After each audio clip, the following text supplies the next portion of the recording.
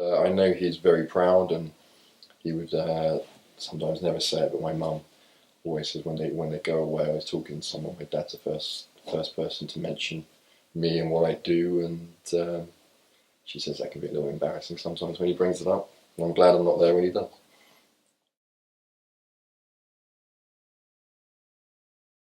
But he didn't really need to give me advice because I've seen at first hand the way mum and dad have built up businesses. So I've seen what works and I've seen what doesn't. Um, but I think in a roundabout sort of way, Dad said always be in control.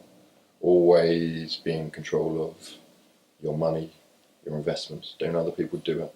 Always sort of have that last say, and I think I've taken that into everything that I do. I suppose my dad, he's an optimist. He can see the good in any situation. Even if it's a bad situation, he can see the upside of it. And I think I try and do that as well. People always tell me things are impossible. You can't do it. My dad he's never said to me once, it's not possible, it can't be done. I think he's always believed that if you put your mind to it and you work hard enough, that you will get that.